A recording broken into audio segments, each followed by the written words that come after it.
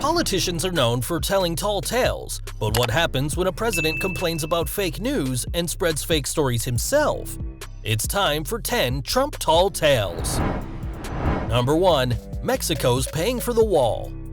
Trump's promise to build a security wall between the United States and Mexico was the cornerstone of his presidential campaign. While it's been a cornerstone, the president has yet to come close to finishing the wall or getting Mexico to fork over any pesos. Number 2. The biggest tax cut since Ronald Reagan. No one likes to pay taxes, so when the Donald promised a tax cut on par with the United States' 40th president Ronald Reagan.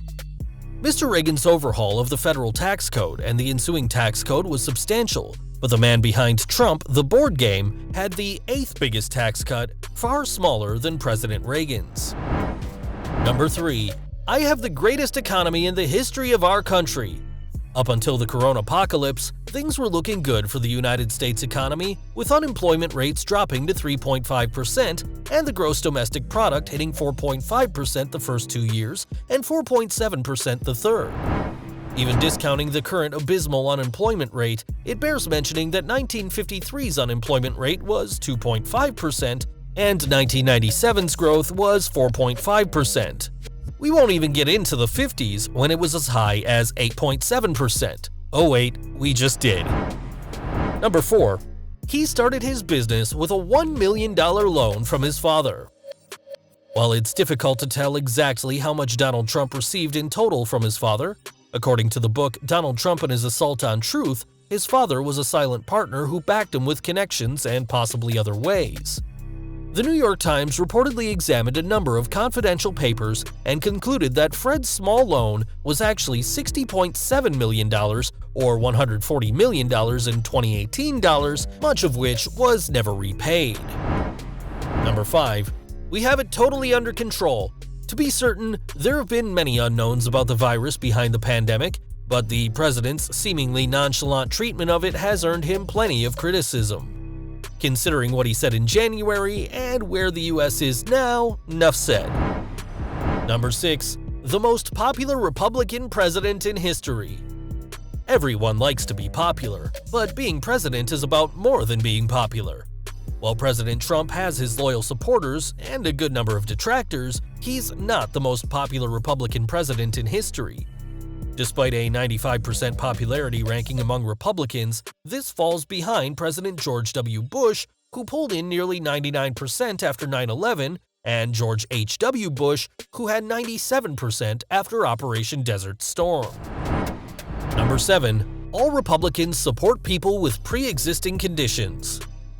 People with pre-existing health conditions can find themselves unable to obtain health insurance, so when President Trump said he supports legislation protecting people with pre-existing health conditions, it seemed like a wise move. However, according to NBC News, that's not the case. The Trump administration backed Republican-led states in a lawsuit that claims Obamacare's protections for pre-existing conditions are illegal, and a federal court ruled the law unconstitutional in December. If the Supreme Court confirms the ruling, insurers would be able to start denying coverage to those people. Like many items on our list, it sounds good, even if reality doesn't back it up. Number 8. Anybody that gets a test, gets a test. The captain of coronavirus containment made the first statement on 6th March and the second on 11th May.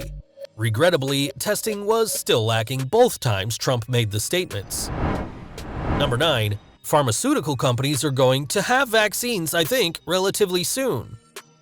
The president's remarks on 2nd March were encouraging, but according to an article at The Atlantic, the president's own experts told him during a White House meeting with pharmaceutical leaders earlier that same day that a vaccine could take a year to 18 months to develop.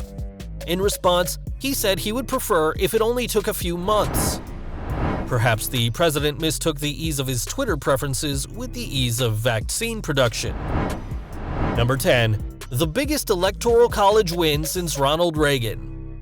With President Trump, everything is bigger and better, including the number of electoral votes he received. Trump proclaimed his achievement during a press conference until NBC reporter Peter Alexander corrected him. In terms of electoral college votes, Trump won enough states to give him 56.9% or 306 electoral college votes.